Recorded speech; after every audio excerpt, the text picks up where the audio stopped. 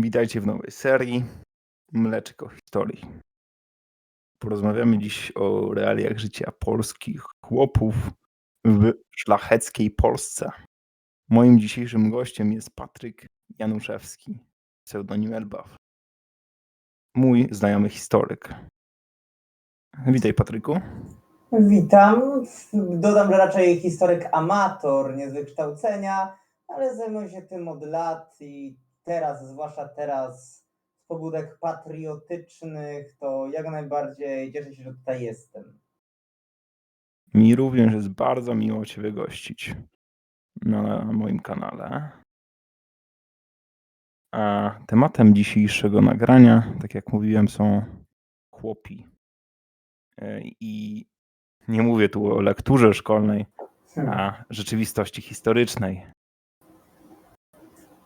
No właśnie. Żebyśmy jakoś to zaczęli, dla kontekstu, zarysuj nam ramy czasowe, w których się to działo. No bo jak wiemy, feudalizm w końcu się skończył.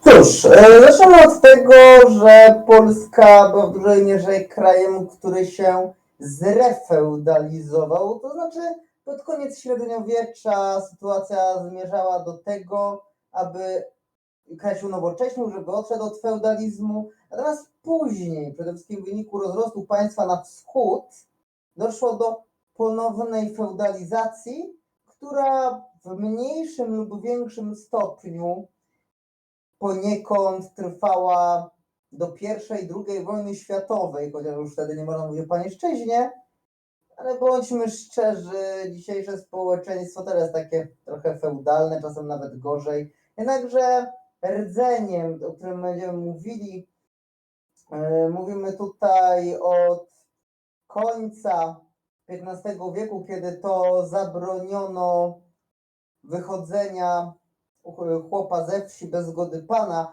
a mieszanom zabroniono nabywać ziemi. Wtedy też jedynym właścicielem ziemskim właścicielami stała się szlachta, kościół i w jakiejś mierze król. I ten stan też utrzymał się do rozbiorów, później stopniowo był ograniczany. Oficjalnie, ostatecznie pańszczyznę, poddaństwo zniesiono najpóźniej w zabole rosyjskim po przegranym powstaniu styczniowym. A to jest akurat ciekawy element, że po zaborze Polski prawa chłopów istotnie się musiały zmienić. Ale właśnie, czy zaborcy zmieniali je bardzo szybko, czy może jednak formowali jakieś marionetkowe rządy, tak mówiąc to bardziej prosto? To nawet nie chodzi o stricte rządy. Zaczynałbym od tego, że zaborcy dawne prawa jeszcze czasów Rzeczypospolitej wygaszali stopniowo. Na przykład statut litewski w 1832 po przegranym powstaniu listopadowym. Więc wszelkie prawa szlachty dotyczące ziemi, dotyczące chłopów również stopniowo zostały ograniczane, ale nie było takiej nagłej zmiany. Do tego te słynne rządy marionetkowe, nazwijmy to w ten sposób, jak właśnie kongresówka, czy później powiedzmy Galicja, Lodomeria, no to niby w takiej Galicji, Lodomerii to pańszczyznę niesiono szybciej, bo po rabacji galicyjskiej. Natomiast tak paradoksalnie to właśnie tam utrzymywała się w takich Bieszczadach, czy na tym biedniejszej, współczesnej i zachodniej Ukrainie, Rusi Czerwonej, utrzymywała się właśnie najdłużej tak jakby po kątach ta pańszczyzna. Czyli można powiedzieć, że jak zwykle na terenie polskim prawo swoje, ludzie swoje. No ale wtedy to akurat dobrze, że to było prawo zaborcze. Tak, oczywiście. Choć to jest ciekawy wątek, że zaborcy różnie podeszli do tego. I można powiedzieć wprost, że unikając buntów, uniknęli buntów przez to właśnie, że robili to tak powoli. Czy zgodzisz się z taką tezą moją? Buntów zależy których. Jeżeli chodzi o bunty szlacheckie, to uwłaszczanie, stopniowe uwłaszczanie chłopów było właśnie represją popowstaniową, żeby na przykład osłabić szlachtę, tudzież skłócić szlachtę z chłopstwem. Tak naprawdę to właśnie pańszczyzna została w Rosji zniesiona jako kara za powstanie styczniowe na ziemiach polskich. Rzeczywiście, to był, kojarzę ten element nawet całkiem dobrze. A też sama rabacja galicyjska to przecież też było divide et impera. Przecież Austriacy podburzyli chłopów, że niby szlachta będzie mordować chłopów, a skończyło się odwrotnie. I Austria się cieszyła, bo to ze szlachty wywodzili się potencjalni przywódcy każdego powstania. Można powiedzieć, że po raz kolejny Rosja karała nas, choć w tym wypadku to było bardzo brutalne. No tak, bo w przypadku rabacji to oczywiście mówimy o Rosji. Dla pewnego Znaczy, kontekstu. o rabacji Austrii, przepraszam, tak. Tak. Dla pewnego kontekstu rabacja galicyjska to bardzo specyficzny okres naszej historii, gdy jedni Polacy wyżynali drugich przez działania obcej władzy, która nas tutaj skłóciła. Brzmi trochę znajomo, nie wiem, mam jakieś takie déjà vu. Nie wiem, z czym ci się to może kojarzyć. Możemy przejść do następnej kwestii. Tak, jak najbardziej. Dobrze, a więc skoro mamy już zarysowany czas akcji, wiemy, że feudalizm skończył się w końcu, co jest dość istotne. Zmierzmy się z pierwszym mitem. Dwukrotnie słyszałem opinię, że wszyscy chłopi mieli te same prawa. Jednocześnie dość intuicyjnie wiem, że to raczej niemożliwe. W tak nietechnologicznych czasach, gdzie informacja przepływała tygodniami z jednego na drugie miejsce. No cóż, tak się mówi, że wszyscy chłopi mieli te same prawa, czyli żadnych. Natomiast również, nie tylko szlachta, ale również chłopi bardzo różnili się wewnątrz swojego stanu. Nawet takiej zwykłej wsi, tacy specjaliści, rzemieślnicy, fachowcy z naszego punktu widzenia, jak kowale, a zwłaszcza młynarze, to mieli się dużo lepiej. Z tego względu, że no wiadomo, to były czasy, gdzie nawet bardziej niż obecnie pieniądz dawał prawo, pieniądz dawał władzę, zwłaszcza tam, gdzie no, władza centralna w Polsce była słaba. Dlatego no, tak naprawdę im dalej na wschód, tym była słabsza, a nawet na zachodzie to szlachta robiła co chciała. Natomiast perspektywa była taka, że w niektórych stronach chłopstwo było bogatsze od lokalnej szlachty. I chociaż nie miało tych podstawowych praw szlacheckich, to jednak miała możliwość łatwiejsze wkupowanie się w łaski, bardziej nawet robienie z nimi, nazwijmy to wręcz interesów jak z równymi. Więc to pod tym względem kwestia, gdzie, wiadomo, na żyźniejszych ziemiach, to z jednej strony, jeżeli to były żyźniejsze ziemie, powiedzmy gdzieś na zachodzie, to wiadomo, prawo było bardziej przykręcało śrubę. Na wschodzie, no to taki typ, wschód był pod tym względem współczesna Ukraina przede wszystkim, gdzie z jednej strony magnateria dokręcała się tą śrubę feudalną, ale z drugiej strony biedna szlachta, to właśnie na Mazowszu, na Żmudzi, czy gdzieniegdzie na Ukrainie, no to była dużo bliższa chłopstwu i właśnie mimo to nie było tak do końca spisane. W Polsce przede wszystkim najsilniejszą rolę miało tak zwane prawo zwyczajowe. I właśnie te wszystkie stosunki między szlachtą a chłopstwem, o czym jeszcze wspomnę później, wynikały przede wszystkim właśnie z tego prawa zwyczajowego. Rozumiem. Czyli tak naprawdę bardzo często prawdopodobnie zróżnicowanie mogło być spore, nawet jeśli porównywać by dwie wioski leżące od siebie od kilka kilometrów, można byłoby się spotkać z innym, znacząco innym prawem zwyczajowym. I wtedy nagle chłop mógłby być ważniejszy lub mniej ważny. Ale wracając na chwilę do tej kwestii kapitalistycznej, czyli do chłopów bogatszych, kowali na przykład, to jest ciekawy element, że byli oni w stanie tak się umocnić, wywyższyć społecznie.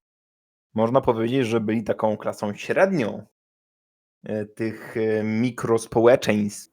Można tak powiedzieć. Choć no, z takim minusem, że awansu do klasy wyższej nigdy raczej nie byłoby.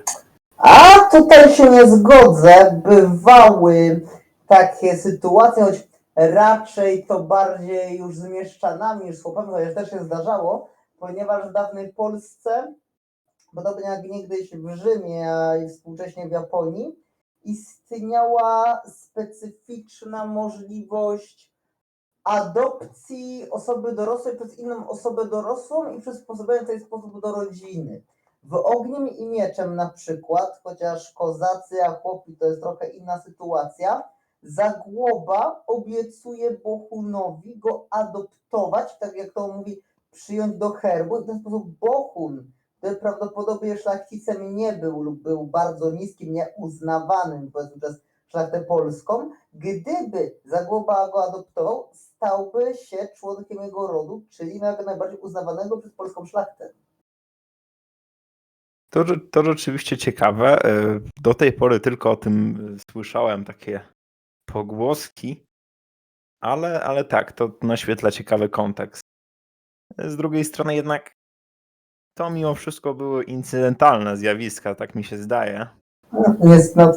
Najczęściej tak było, jak to z adopcją, prawda? No dokładnie. A takiej formalnej drogi stania się szlachcicem bądź wolnym człowiekiem w zasadzie no nie za bardzo było.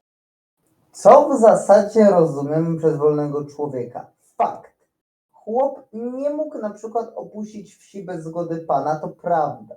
Jednakże niewiele to zmieniało, ponieważ nie tylko w Polsce XVII-wiecznej, ale w większości ościennych państw było podobnie. No i dobrze, no, chłop by tą wioskę opuścił. A i gdzie by poszedł? Do innej wioski, gdzie czekałoby go to samo, albo do miasta, tylko że w mieście przed powstaniem fabryk nie było potrzebnej tak naprawdę taniej siły roboczej. Dobrze, taki kowal by mógł się jeszcze w mieście odnaleźć, ale typowy przedstawiciel stanu chłopskiego, jakby dotarł do Brakowało mu. miasta, no to jakby trafił do miasta, prawdopodobnie popadałby w dużo większą nędzę. Przede wszystkim należy wspomnieć o tym, że pańszczyzna, te wszystkie stosunki pomiędzy chłopem a szlachcicem z powodów dużo przede wszystkim propagandy komunistycznej jest przedstawiana w bardzo złym świetle, niczym niewolnictwo. Dokładnie. Nie mówię, że to było dobre. Skoro dotknęliśmy już pańszczyzny, to właśnie pytanie się nas narzuca samo, co różniło chłopa od niewolnika? Bo w popularnym rozumieniu wielokrotnie przewija się wizja, w której chłopi są niczym ci niewolnicy, męczeni całymi dniami, bliscy śmierci. Ale właśnie, to jest prawda? Cóż, zależy jak na to spojrzymy. Czy można powiedzieć, że współczesne życie w Polsce jest niewolnictwem?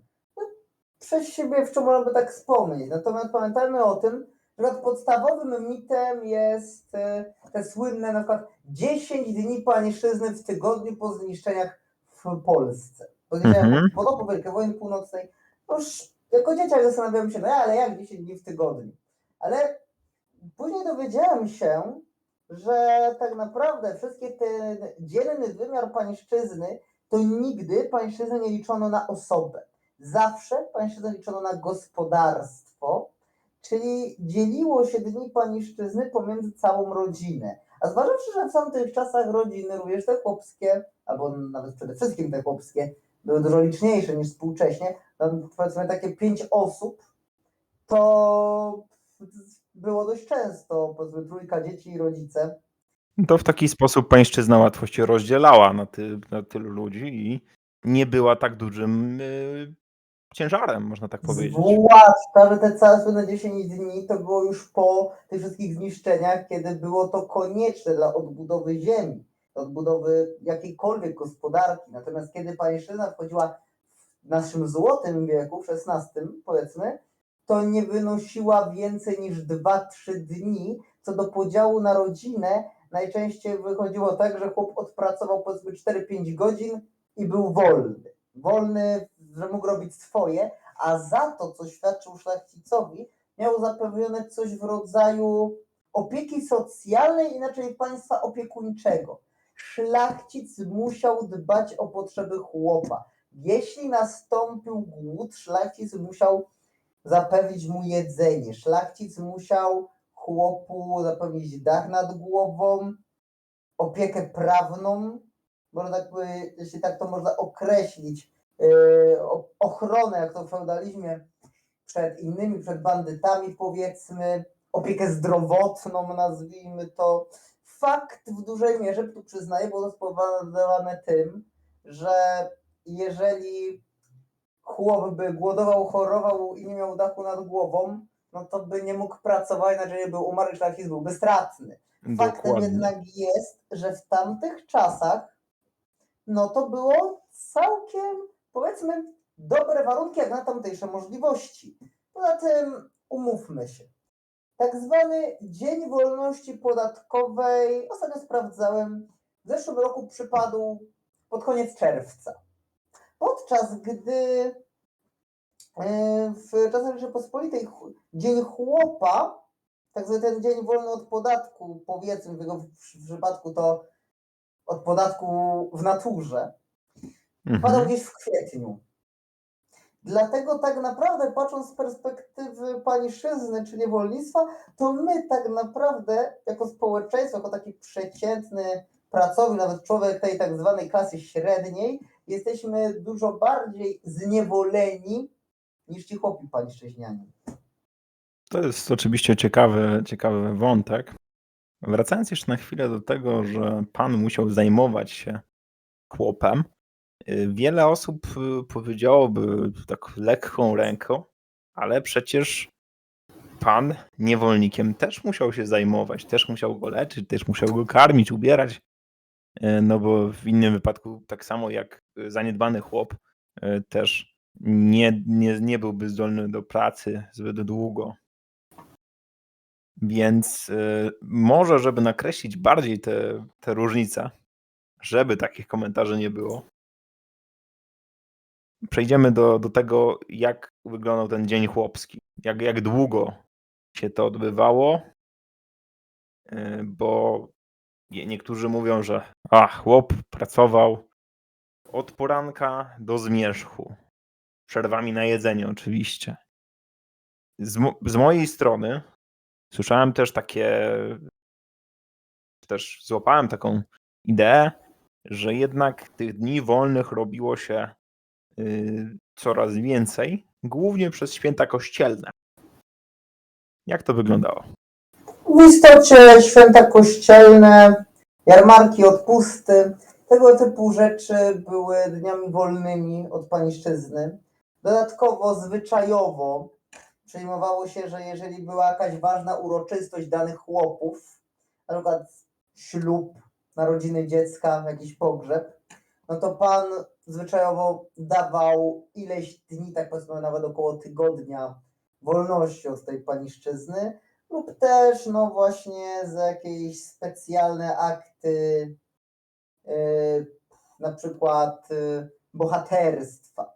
Jakkolwiek głupio to nie zabrzmi, mamy to chociażby nakreślone w Panu Tadeuszu, chociaż jest to już zmierzch tej dawnej kultury, ale jednak jest na faktach w dużej mierze, znaczy na faktach powiedzmy ukazuje tamtejsze Jest historycznie prawidłowy, jeśli chodzi o kulturę. Dokładnie.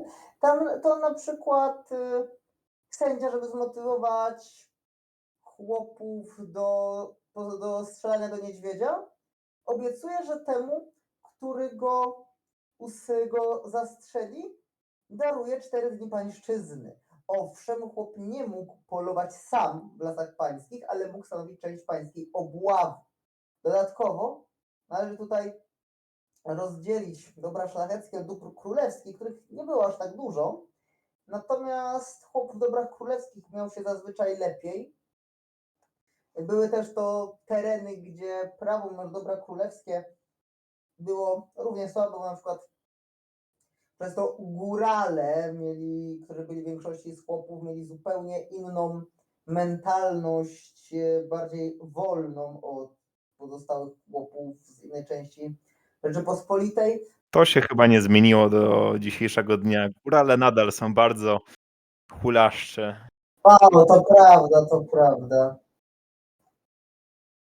To prawda. Natomiast jeszcze jedna bardzo ważna rzecz, jak król Batory wprowadził tak zwaną piechotę wybraniecką, która rekrutowała się właśnie z chłopów, którzy właśnie zamieszkiwali dobra królewskie i część z nich szła do armii.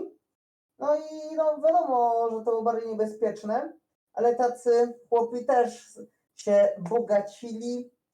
No i wiadomo było, że jak strzelają, to nie będą pańszczyzny odrabiać.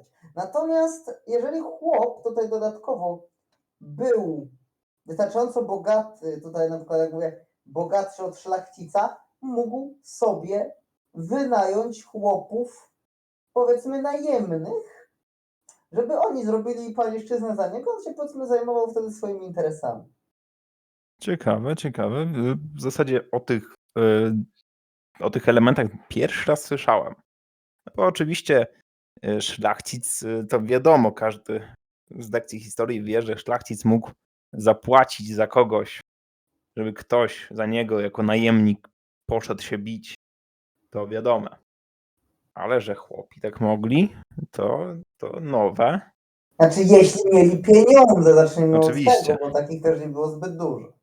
Oczywiście to jest podstawowy warunek. No, szlachta też musiała mieć pieniądze, żeby takie drogie rzeczy utrzymywać, jak najemnik. Ale właśnie. Pierwszy raz również słyszałem o tym, że król miał swoich chłopów na swoich ziemiach królewskich. No, ktoś musiał mu uprawiać pola, prawda? No oczywiście. O tym nigdy nie pomyślałem, szczerze. Zastanawiam się, czy mechanizm czasem nie wyglądał mniej więcej w ten sposób, że król jako pierwszy Polak, najwyższa głowa w państwie, nie chciał pokazać się z dobrej strony, że tych chłopów trochę lepiej traktuje, że mają trochę lepiej u niego, czy może po prostu z jakiegoś innego powodu chłopi mieli lepiej, tak jak powiedziałeś. Chłopi mieli lepiej przede wszystkim, że no właśnie powiedzmy tam na wschodzie, gdzie władza była słaba, no to powiedzmy była słaba władza królewska, słaba władza centralna, a silna władza szlachcica, no to wtedy chłop był na dobre i złe jakby skazany na swojego pana. Pan mógł być bardziej łaskawy niż władza centralna lub mniej łaskawy niż władza centralna. Jeżeli na przykład były to właśnie ziemie królewskie gdzieś w oddalonym centralnie, na przykład Podhale, no to wtedy nie było ani silnej władzy królewskiej, ani silnej władzy szlachty. Natomiast właśnie w dobrych górach królewskich, zwłaszcza chociażby na Mazowszu, czy właśnie tej Litwie, gdzie to była właśnie dużo bardziej namacalna władza tego króla. Więc to teraz ta kwestia, że bardziej mógł pilnować tego przestrzegania tego prawa swoich urzędników, którzy zajmowali się chłopami, oraz no nie było tej takiej dziczy i samowolki, która się gdzieniegdzie zdarzała. Czyli można by powiedzieć, że znowu przechodzimy do tego samego elementu, czyli braki technologiczne. i zarządzania, no bo jeśli dałoby się zarządzać szerzej, to prawdopodobnie dałoby się tą dzicz, tak jak powiedziałeś, Elbafie, tą dzicz można byłoby jakoś opanować prawnie. Cóż, mogło być gorzej, mogło być bardziej z rosyjska, tam jeszcze więcej dziczy. Na pewno. Ale właśnie, ale król, mając blisko swoje ziemię, był w stanie to coś skutecznie nadzorować, co jest ciekawym elementem na pewno i dość sensownym chyba. No chociaż tyle mógł zrobić. No, chociaż tyle. Z drugiej strony szkoda, że nie miał więcej tej ziemi, skoro tak to pozytywnie wyszło. Ale po prawdzie, patrząc na dzisiejsze czasy i pewne inne elementy historyczne, gdy takie urzędnicze systemy się zbyt mocno rozrastają, No dokładnie. dochodzi do korupcji i tak dalej, a władca ma mniejszy wpływ. No, nawet jakby król miał więcej ziemi, no to przecież król nie będzie stał osobiście i nadzorował chłopów, ma inaczej do robienia, więc by się pojawił większy aparat biurokratyczny, no i taki... I w końcu szlachta by weszła w ten aparat pewnie. I najprawdopodobniej, natomiast mam wtedy wrażenie, że to byłoby gorsze dla chłopów niż praca bezpośrednio pod panem, ponieważ jest takie powiedzenie, które też się nie zmieniło, że jak nie moje, to nie muszę szanować. Więc jakby to nie był oficjalnie chłop szlachcica, tylko powiedzmy królewski, tak miałby go tylko pilnować, no to nie przykładałby się tak bardzo do tej roboty jak do swoich chłopów, prawda? No po prawdzie tak. Więc po raz kolejny idealnie by nie było raczej. Już nie mówiąc o tym, że sama szlachta mogłaby źle patrzeć na to, że tutaj powstaje taki wolny rynek poniekąd. Czy ja wiem, czy taki wolny rynek? No bo z jednej strony król ma swój teren istotny, powiedzmy 40%, a wokół szlachta. Przez co taki chłop, który byłby zbytnio uciskany, mógłby teoretycznie uciec na królewską ziemię, prosząc tam o pracę. Oczywiście to jest taki już dość skrajny scenariusz, w którym jest to możliwe. Tak naprawdę pamiętajmy o tym, że panieżczyzna była zjawiskiem negatywnym nie tak bardzo z powodu złej roli chłopów, tylko z powodu złej wydajności gospodarczej. Z czasem panieżczyzna stawała się coraz mniej wydajna, ponieważ ani chłop, ani szlachcic nie mieli motywacji do rozwoju technologicznego na swoich ziemiach. No i przede wszystkim panieżczyzna jest dobra o tyle, dopóki są tak zwane pustki osadnicze i kraj się cywilizuje. Gdyby już nie było gdzie zakładać nowych wsi panieżczyźnianych, z panieżczyzny trzeba byłoby zrezygnować. I teraz co ciekawe, szacuje się, że gdyby nie nasze wojny od powstania Chmielnickiego po Wielką Wojnę Północną, które nam wybiły sporo społeczeństwa i wszystko wyniszczyły, w zasadzie trzeba było budować wszystko od nowa zakładać wsi, od nowa panieżczyzna, to gdzieś na początku XVIII wieku, przy tym tempie rozwoju i procesu naturalnego, które mieliśmy, trzeba byłoby powoli panieżczyznę likwidować z tego względu, że szlachta by zajmowała się wzajemnie swoimi, mówiąc bardziej z języka zoologicznego, habitatami. I to jest to, co na przykład możemy zaobserwować obecnie w Polsce, jak żabki są za blisko siebie i konkurują o tą samą grupę, czy inne sklepy powiedzmy, no to tutaj by trzeba było zmienić ten system na oczynszowanie, czy w końcu już całkiem wolny rynek, ponieważ by się wszystko to zajmowało pod własnym ciężarem. Czyli tak naprawdę to, że panieżczyzna trwała tak długo, możemy poniekąd podziękować właśnie tym państwom, które nas tak wyniszczyły, a później nawet częściowo późniejszym zaborcom, bo choćby ta Wielka Wojna Północna, kiedy to armie rosyjskie to wszystko plądrowały, to też miało na to wpływ. I można by powiedzieć, że szliśmy w dobrą stronę, a jak zwykle Rusek z Historia- Niemcem swoje zrobili. No też no cóż. Nie wyłącznie, oczywiście. Jako dobry Polak Dechain powiedział, że tak, no wiadomo, że my też mieliśmy swoje za uszami, bo zyski z pańszczyzny póki jeszcze były ogromne z powodu tego, że kraje na zachodzie się urbanizowały. Przede wszystkim przejadaliśmy na luksusy, a nie na rozwój. Natomiast nie wszyscy chłopi, którzy byli pańszczyźniani, zajmowali się tak po prostu pracą w polu. Były też inne formy pańszczyzny, nawet pomijając tą pańszczyznę na froncie, jak u króla Braniecka, ale mieliśmy bardzo dużo gospodarki leśnej, czyli powiedzmy chłop drwal, chłop smolarz, chłop węglarz. No to przede wszystkim wielkie statki oceaniczne, hiszpańskie, później angielskie, holenderskie, powstawały w dużej mierze z polskiego drewna ścinanego przez chłopów. A to bardzo ciekawe. Dlatego jak się Anglicy pytali, co to za drzewo, no to my odpowiadaliśmy, że spruce. I dlatego jedno drzewo, chyba świerk, ale pewności nie mam. Obecnie jednym określeniem po angielsku jest właśnie spruce. Tutaj akurat odniosę się, że dowiedziałem się tego od drewniaka prowadzącego historię bez cenzury. Więc... Ja rozumiem. A to jest ciekawy wątek, no bo nie wiedziałem. Zawsze myślałem, to taki chyba popularny pogląd, tak mi się zdaje, że chłopi w większości pracowali w polu, a jak nie w polu, no to tam jakieś incydentalnie jakaś inna praca się znajdowała dla nich, czy to pomoc możnemu panu, czy ale popatrzmy, ile tych inne puszczy rzeczy. jeszcze wtedy u nas było.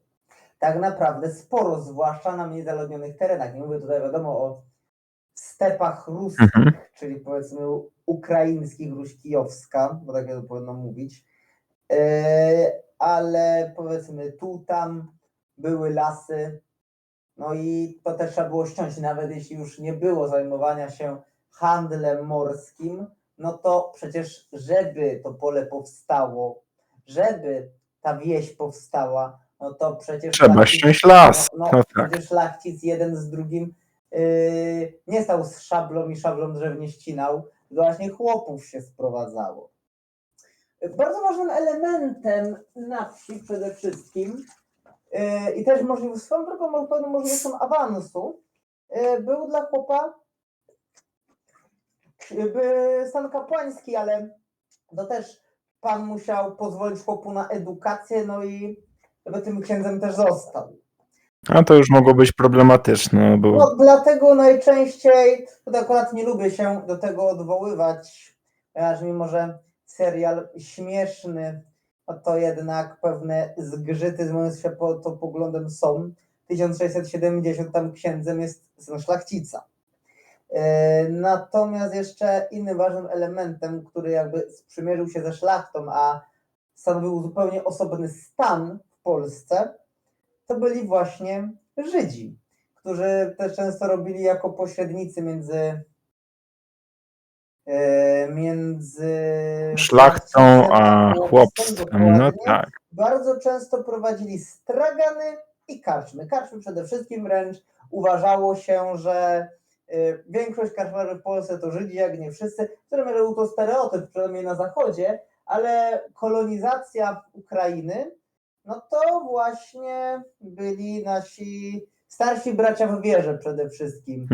Choćby Jankiel na Litwie też, tak? Był karczmarzem. No tak, to jest akurat znany przykład. Ale to można powiedzieć, że z oczywistych powodów Żydzi byli tymi handlarzami, bo w końcu szlachcicowi nie wypadało się tak poniżać do roli kupieckiej. Trzeba odróżnić przede wszystkim Tak. kupca w znaczeniu handlarza, który wymienia towary, a sprzedawcę hurtownika. Szlachcic nie mógł bawić się w zarabianie na zasadzie kupuj tanio, sprzedaj drogo, stój na targu, tak? Natomiast szlachcic mógł osobiście dobić targu na sprzedaż właśnie płodów rolnych, drewna i tak dalej, ponieważ tego nie traktowano jako kupiectwo. Gdyby szlachcic od innego szlachcica, powiedzmy, kupił zboże, żeby sprzedać drożej w innym mieście, to było zakazane i groziło utratą szlachectwa. Bardzo istotny element poruszyłeś teraz, tak. Jak najbardziej to rozróżnienie jest istotne. Prawdopodobnie bym o nim zapomniał sam. Bo chciałem powiedzieć, że rzeczywiście kupiectwo w tym znaczeniu, które podałeś, kupuję, sprzedaję, nie mam nic swojego tak naprawdę, tylko obracam tym, co kupuję, było traktowane, z tego co słyszałem, jako forma takiej skazy na honorze praktycznie. Nie wiem, czy to były Niemcy, czy Francja, ale w którymś z tych krajów wręcz było to porównywalne z byciem złodziejem.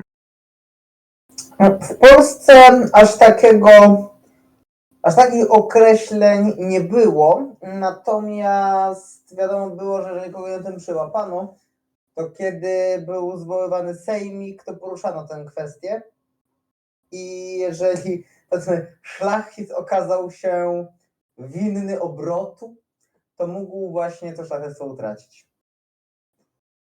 No i tutaj spotykamy się właśnie z tym prawem takim bardziej zwyczajowym w sumie.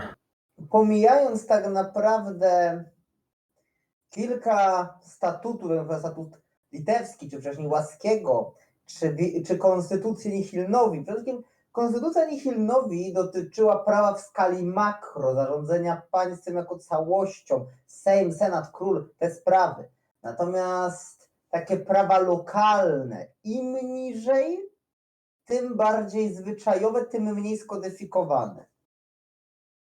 No, czyli może nawet lepiej. No, powiedzmy, że tak powiem, w samorządach to skąd się wzięło przecież szlachcic na zagrodzie równy wojewodzie. No tak. To powiedzenie rzeczywiście tam całkiem ciekawie obrazuje tą relację. Choć mam wrażenie, że jest to oczywiste wyostrzenie zbyt mocne. Może nawet specjalnie. No bo jednak wojewoda miał bardzo istotne możliwości, z tego co kojarzę. I dużo większe wpływy. No ale wracając może już do kolejnych tematów idąc. Jak najbardziej. Powstaje takie pytanie.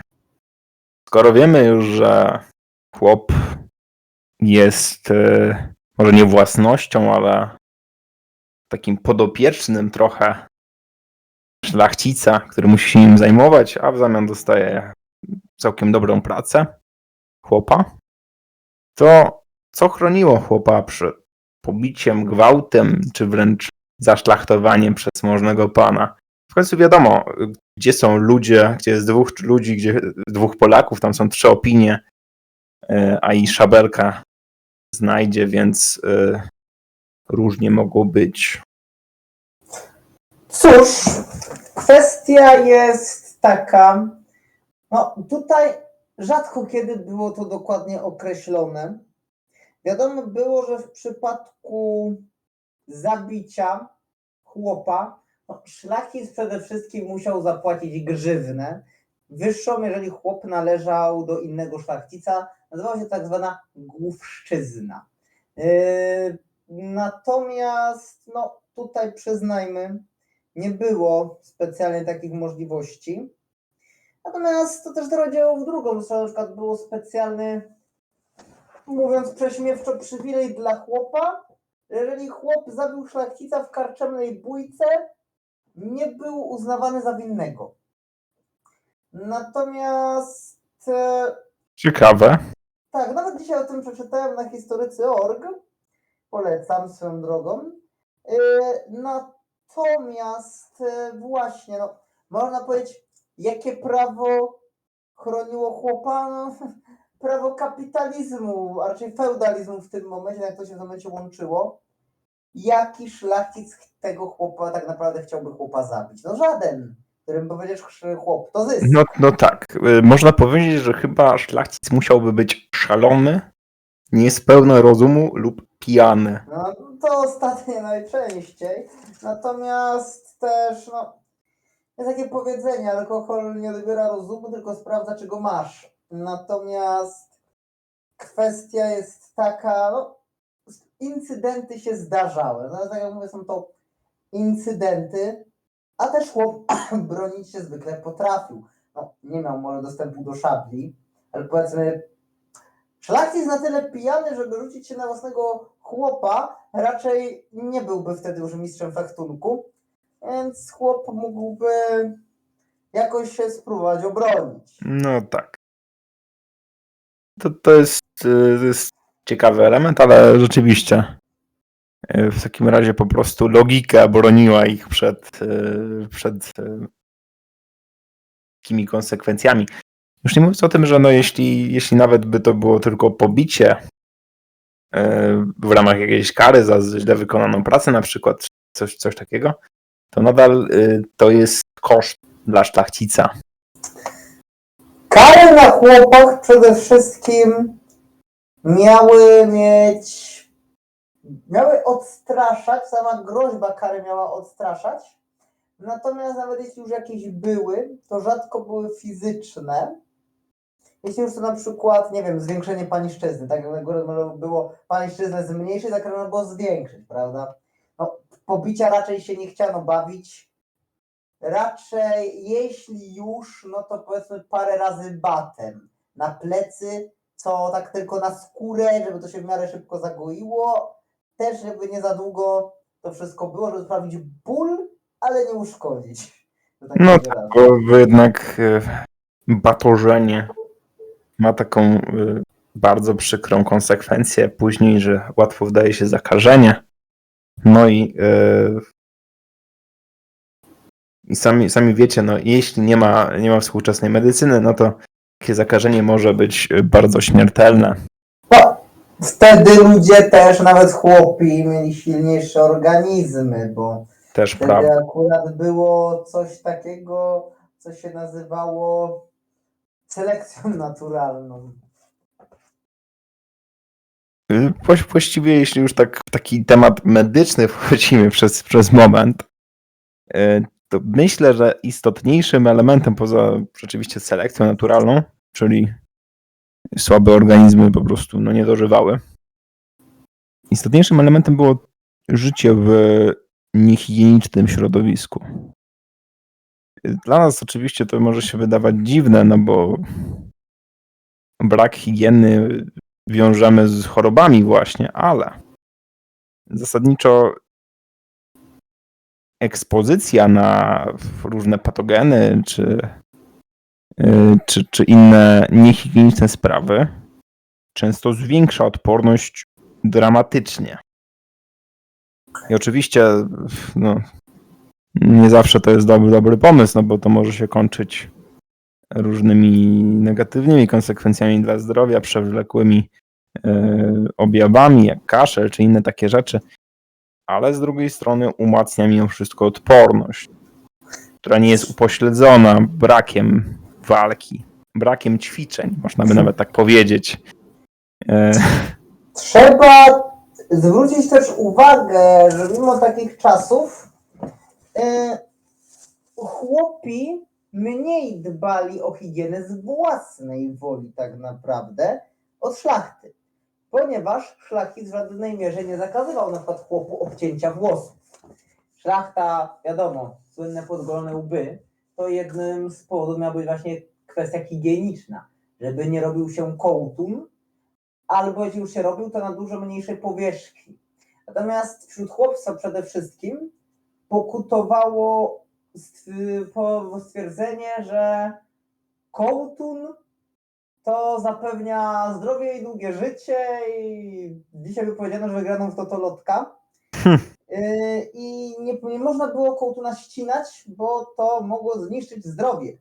Nawet dlatego istnieje na kołtun określenie plica polonika, czyli dosłownie kołtun polski.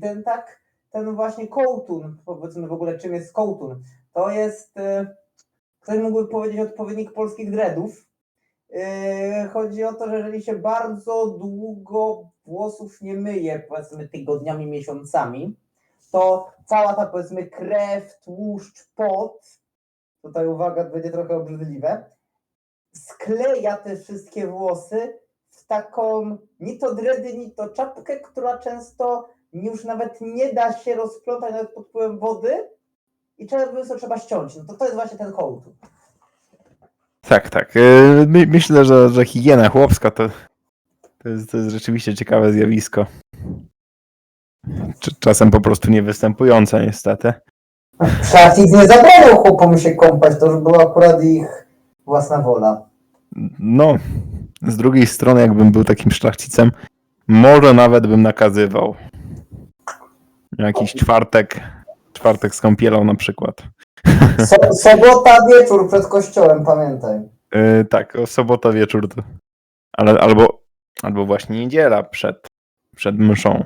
Pamiętajmy, że najczęściej wtedy się chodziło na jutrznię tak zwaną, więc już lepiej w tą sobotę wieczór, już po pańszczyźnie, kiedy już się przed snem, no to do rzeczki, najlepiej do potoczka się umyć, szlachcic by tam rzucił jakieś trochę ługu, trochę ziół, czyli takie staropolskie mydło, chłop by się wyszorował i by miał.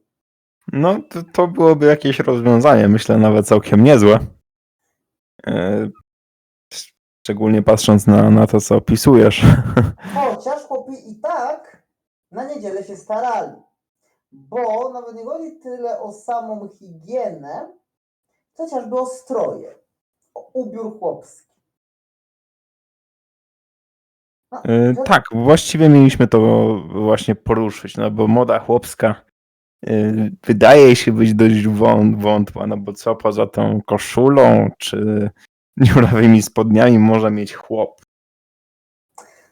Bądźmy szczerzy, ta tak zwana dziurawa koszula chłopska, czy dziurawe spodnie i prosta koszula, to nie wyglądało wcale na tamte warunki aż tak tragicznie. Bardzo powszechne w Polsce były tak zwane sukmany.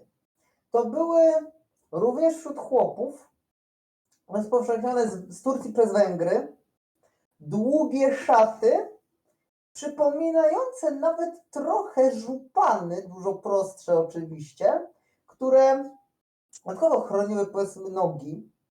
Nie były zwykle pozbawione ozdób, ale jak na warunki, jak na to, co się o chłopach mówi, to był to całkiem w porządku strój.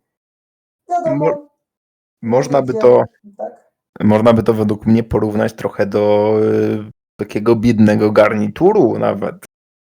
To był przede wszystkim strój codzienny. Biedny garnitur, o którym mowa, to był na niedzielę. To były bogatsze sukmany, były co bogatsi chłopi nawet mieli proste żupany i najważniejsza rzecz, którą jeszcze w XIX wieku nam zakładano zwykle tylko od święta, czyli buty. Bo buty były drogie, bo były ze skóry, skóra długo była droga. No tak, już lepiej onucę zawinąć. Albo i na boso, zależy gdzie. Natomiast właśnie buty, no to powiedzmy, zakładano na niedzielę i służyły, powiedzmy, wiele lat. To właśnie ta różnica. Oczywiście często do pracy w polu, zwłaszcza latem, przy żniwach, no to często sukmany ściągano, tam wtedy faktycznie jakaś tam prostsza koszula albo i goły tors nagi, no to wtedy się miało, że tak powiem, założony. Natomiast to też trzeba, tak jak my dzisiaj, tak, no, strój roboczy powiedzmy, no a po pracy ubieramy się inaczej, tak? Zakładam przecież jako, że chłop nie pracował 24 godziny, no to nie tak, że nie Mhm. miał lepszego stroju, tylko wiadomo, żeby nie poniszczyć, prawda? No wiadomo, oczywiście. Mm. Inna kwestia też właśnie, do czego nie powiedzieliśmy wcześniej. Chłopi najwięcej czasu wolnego, najwięcej czasu do imprezowania mieli właśnie zimą. Ponieważ no, co też chłop zimą w polu porobi? No, czasem zwierzęta odgoni i tyle. Dlatego większość na przykład ślubów miało miejsce w grudniu. Po pierwsze, przyjęło się w naszej tradycji powiedzenie, że żenić to się powinno w miesiącu, który ma R, bo to przynosi szczęście. Inaczej właśnie był to grudzień, bo zima była już po robocie. Mhm. I można było w zasadzie większość zimy, no wiadomo, chłop nie miał lekko, ale miał wtedy najlżej w całym roku. Chociażby na Najmniej przykład pracy. wesele, tak? Wesele Wyspiańskiego, to dlatego się właśnie toczyło zimą, no bo był wtedy czas na wesele. No tak, że to by się zgadzało teraz. Nie pomyślałem o tym wcześniej. No to tak, a może jeszcze doprecyzujmy ten element pracy chłopów.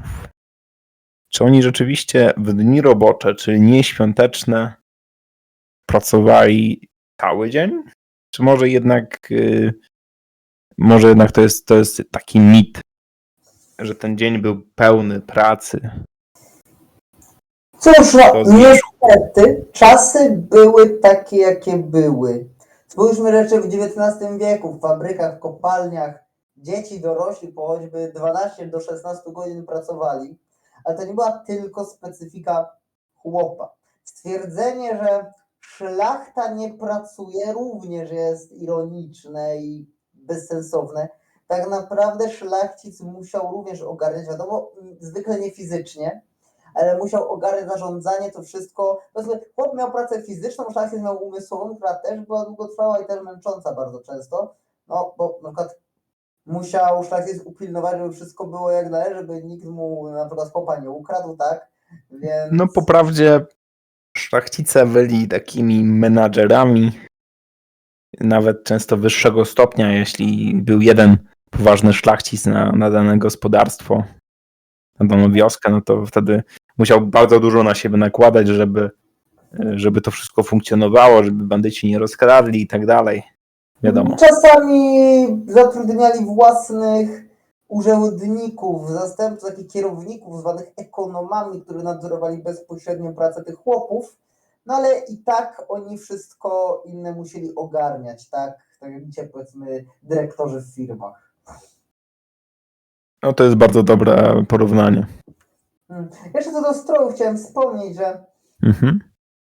współczesne stroje ludowe zaczęły się kształtować od tak naprawdę połowy XIX wieku z dwóch powodów. Powód pierwszy, zabory, w jakiś sposób krzewienia kultury polskiej, tej ludowej, praca u podstaw i tak dalej. Tak, Polacy chcieli się odróżnić i to bardzo dobrze prawdopodobnie mogło zadziałać. I zadziałało. Drugie też zwiększało to regionalną właśnie tożsamość, lokalny patriotyzm. To się też druga kwestia. Jeżeli spojrzymy na stroje ludowe, tam bardzo często w właśnie strojach ludowych galowych dominuje czerwień. Jest bardzo dużo w wielu regionach czerwieni. I wynika to z faktu, że do czasów stopniowego odbierania praw szlachcie przez zaborców, przez całe wieki, nie tylko zresztą w Polsce, kolor czerwony był zarezerwowany dla szlachty. Później, dopiero w XIX wieku, chłopi mogli legalnie, nazwijmy to, farbować stroje na czerwono, no to korzystali z okazji.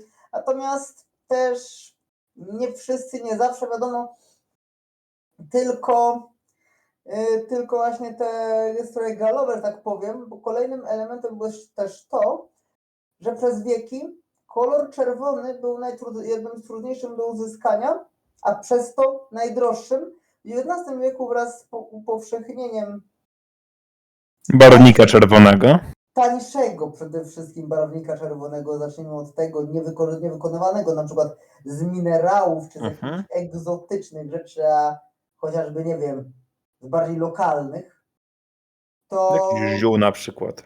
ziół, tak, nazwij tutaj teraz uwaga, bo jest troszeczkę znowu niesmacznie, współcześnie przecież pożywienie, zwłaszcza słodycze, które jest farbowane na czerwono, jest to tak zwana koszelina, która jest wytwarzana z czerwonych żuków. Więc O, dobrze, już to jest. tak, Może wystarczy. oczywiście. O żukach. Ale tak, no to może już tak powoli zamykając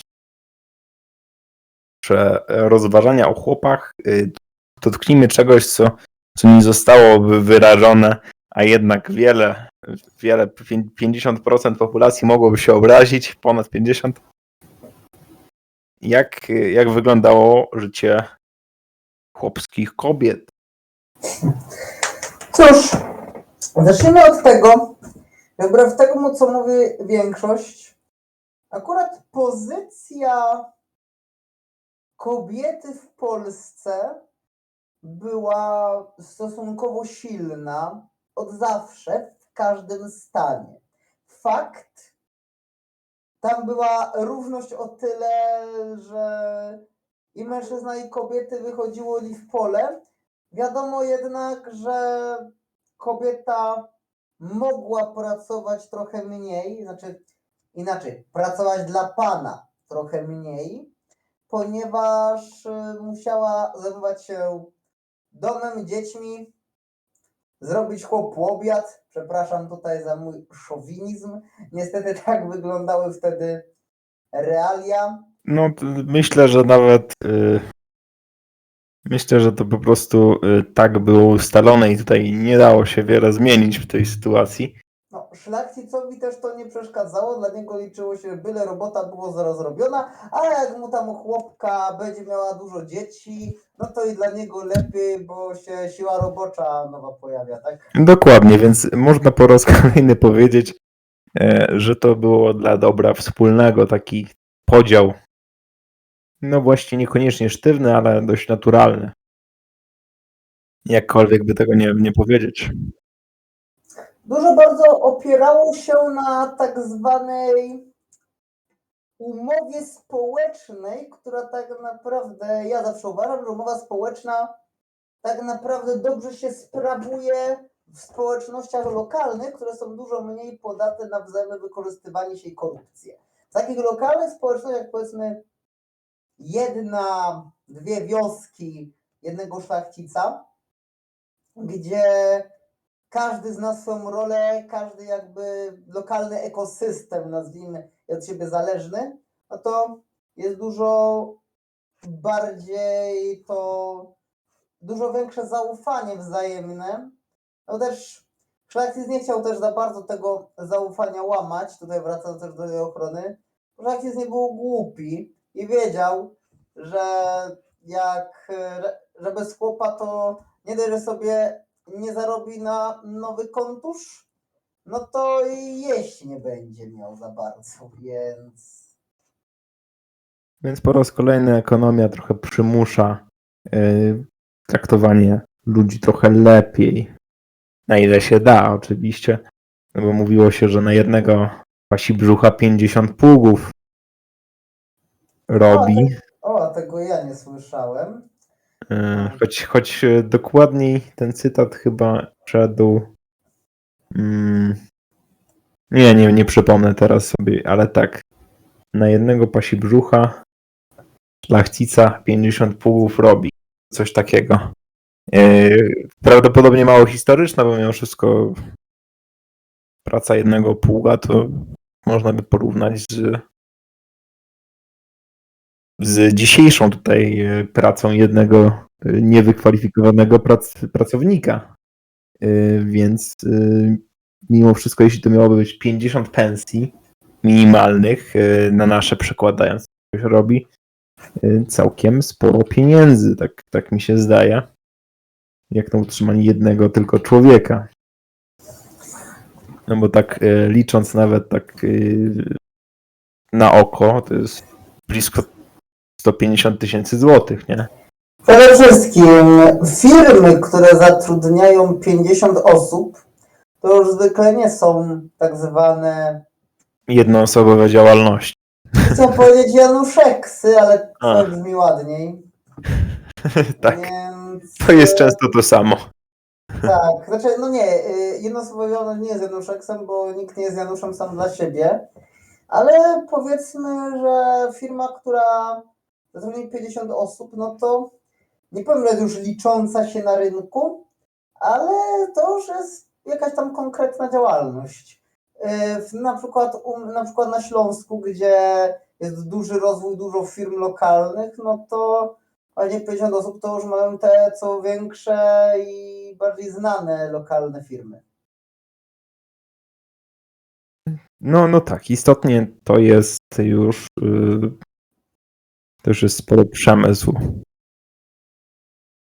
No ale tak, na chwilę jeszcze wracając do naszych kochanych chłopek, które, tak jak mówiłeś, były cenione.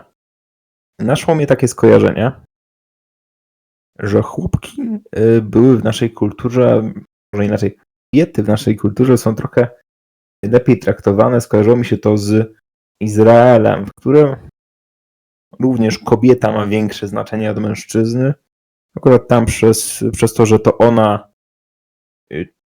to z niej dziedziczy się jakby, może nie nazwisko, ale krew.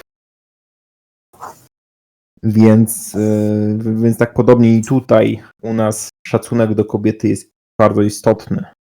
Pamiętajmy też, że dużo kultur miało wpływ na kulturę Rzeczypospolitej, również ta judaistyczna, mówiąc ładniej, no bo nie chcemy, żeby dostał demonetyzację, prawda?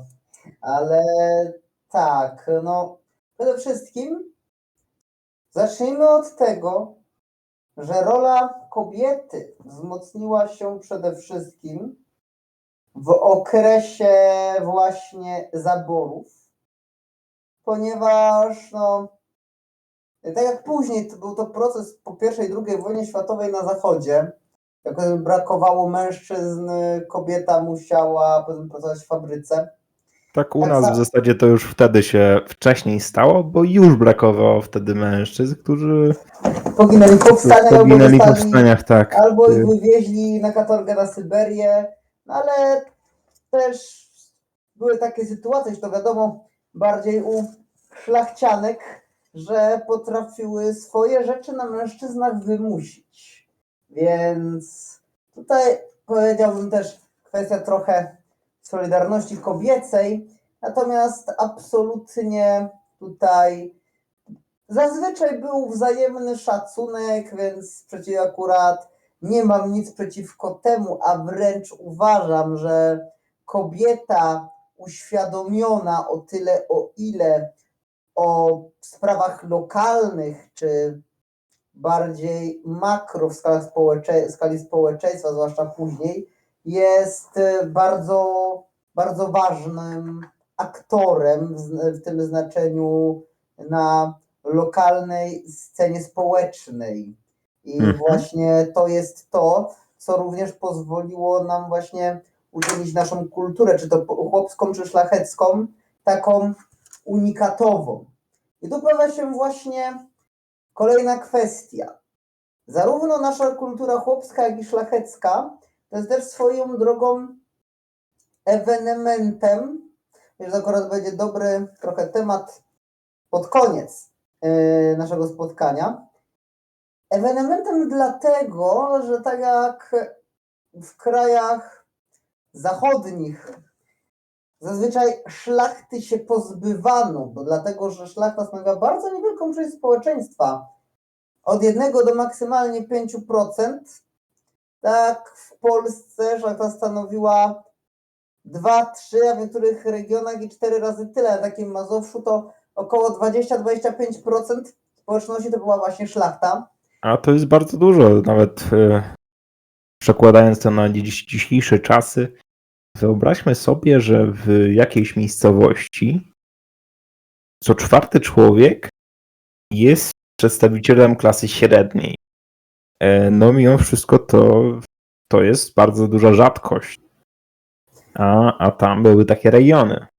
No, dokładnie. Weźmy na przykład, że w Polsce, no to niestety spada, powiedzmy, że mamy te 38 milionów mieszkańców. W skali Polski przedrozbiorowej, kiedy mieliśmy około 11 do 14 milionów mieszkańców, w zależności od okresu i szacunków, no to teraz to przekładając, to w Polsce tej klasy średniej, klasy, która powiedzmy miała obowiązek pojawić się w wojsku, miała obowiązek reprezentować w polityce, nawet nie tyle możliwość, co obowiązek, mielibyśmy w tym momencie 4 prawie miliony takich osób.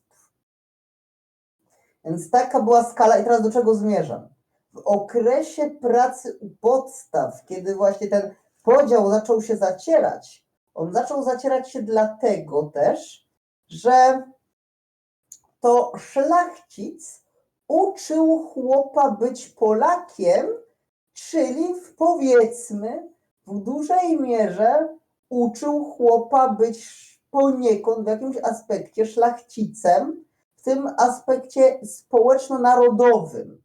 Najlepszym dowodem na to jest to, że pomijając krótki okres PRL-u, no bądźmy szczerzy, przecież do dzisiaj w Polsce do każdego obcego, mówimy, a przynajmniej powinniśmy mówić per pan, pani. Bez względu na to, kim ta osoba jest, nawet do bezdomnego wypadałoby tak powiedzieć, a to jest właśnie kwestia tego, że to właśnie szlachta pomogła chłopom stać się jednym narodem. To nie było zmuszenie, powiedzmy, szlachty przez rewolucję, tylko szlachcic nauczał chłopów i w ten sposób się zrównali. Zrównali się odgórnie, nie oddolnie. A to jest ciekawy element, bo mimo wszystko historycznie częściej widzimy, jak to szlachtę miesza się złotem, a nie chłopów wprowadza się na salony, tak lekko mówiąc. No, wiadomo, cóż, mieliśmy wtedy poniekąd wspólnych wrogów, czyli zaborców, no i też trzeba było, no, po końcu, dlatego pojawia się praca u podstaw, że po jednym, drugim poszczególnym powstawiliśmy sobie sprawę, że szlachty mimo wszystko jest za mało, żeby tą niepodległość wywalczyć, dlatego trzeba było uświadomić chłopów, że są takimi samymi Polakami jak szlachta i że również o wolną Polskę należy się bić. Prawda, w wielu regionach II Rzeczypospolitej swoistą, może już nie tyle paniszczyznę, ale jakieś służebności czy servituty znane właśnie chociażby z chłopów przetrwały i z tym poradziła sobie dopiero, niby sobie poradziła władza ludowa, z tą różnicą, że no zamieniła paniszczyznę feudalną na paniszczyznę państwową, a folwarki na PGR-y.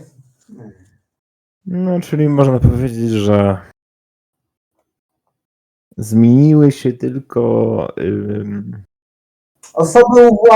Osoby u władzy się zmieniły, tak.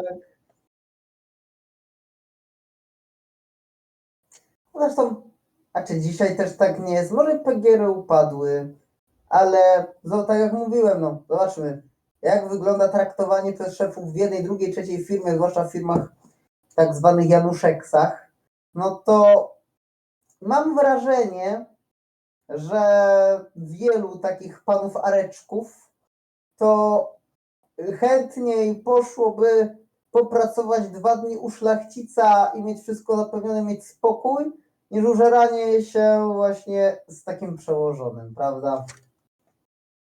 No rzeczywiście jest to pewna perspektywa. Z drugiej strony pewien państwowy feudalizm można nadal powiedzieć, że istnieje. W tym sensie, że państwo ma bardzo duży wpływ na gospodarkę. patrząc już tak czysto na liczby, z tego co pamiętam, jak ostatnio sprawdzałem, było to między 30, kilka, 40 parę procent gospodarki, to jest samo państwo, które robi rzeczy i oczywiście jak najbardziej niektóre instytucje są bardzo potrzebne, działają pięknie, jak Straż Pożarna czy Policja też nie jest gorzej. Powiedzmy. Tak jednocześnie tak duży wpływ państwa cofa nas w czasie do czasów co najmniej realnego socjalizmu. Bo już nie feudalizm, pamiętajmy przecież, że Tak, państwo, czyli król, no to miało 10-15% tego udziału w ziemi. Tak. Więc mieliśmy bardziej feudalny kapitalizm, bym powiedział, w tamtym okresie. A teraz Tak, mamy bliżej kapitalistycznego socjalizmu. a cóż, no, tutaj akurat to już przeszliśmy do czasów współczesnych, więc może się tutaj nad tym Tak, może już się nie rozwijajmy w tym temacie. Jeśli kiedyś będziemy chcieli porozmawiać na te tematy, to oczywiście się złapiemy. chętnie jeszcze bym mógł o tematach, do których już troszeczkę zacząłem, na przykład do stosunków, właśnie stosunki z mniejszością starozakonną, czy właśnie więcej o samej szlachcie czy królu, chętnie bym opowiedział, no, ale to już na inne spotkanie, inny odcinek. Dokładnie. Nie ma co mieszać wszystkiego w jednym garku, bo potem nie wychodzi to na mało koniecznie najlepiej. Nie przynudzajmy twoich słuchaczy. Dokładnie. Więc może na koniec już tak zamykając, powiedz nam, z jakich źródeł korzystałeś, wspominając sobie pewne fakty do tego odcinka. No cóż, przede wszystkim korzystałem z takich stron internetowych jak historycy.org, to jest już 20 prawie letnie, najstarsze w zasadzie do dzisiaj funkcjonujące forum historyczne w Polsce, które czasem lubię się tam udzielić, czasem po prostu poczytać. Są jeszcze takie strony, na przykład Kurier Historyczny, gdzie odsyłam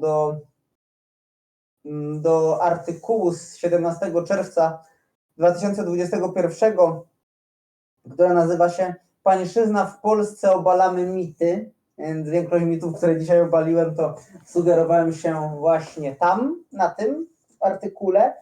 No i po prostu moja własna wiedza jeszcze sprzed wielu, wielu lat, korzystając z wykładów na temat Polski dawnej Rzeczypospolitej, profesora Jacka Kowalskiego, chociażby wybitnego barda tamtego okresu. Tutaj to aż chciałbym pozdrowić profesora Jacka Kowalskiego, ponieważ jakby wiele mojej aktualnej wiedzy zawdzięczam właśnie jemu, ale no prócz tego też chociażby inni pisarze historyczni lub około historyczni, fabularyzowani z okresu historycznego, no to na przykład Jacek Komuda. Komuda bardzo wiele o polskie szlacheckiej pisał. Fakt z perspektywy szlachty i to są bardziej książki przygodowe, natomiast kwestia... Ale nadal kultura i historia przechodziły. Dokładnie. I raczej stosunki, pomijając kwestię, kiedy to się robią z tego książki fantasy lub ocierające się o fantastykę, no to jednak raczej stosunki na wsi to raczej są przedstawione poprawnie, może poza sytuacjami, kiedy otwierają się wrota piekieł i diabeł wychodzi i morduje, no ale tak, no tak, to wiadomo. Raczej wszystko jest postawione w miarę w porządku. No dobrze, więc myślę, że pora już kończyć. Dziękuję Ci za tą rozmowę. Dziękuję również. I mam nadzieję, że zobaczymy się jeszcze w przyszłości na kolejnych audycjach. Do zobaczenia wszystkim słuchającym.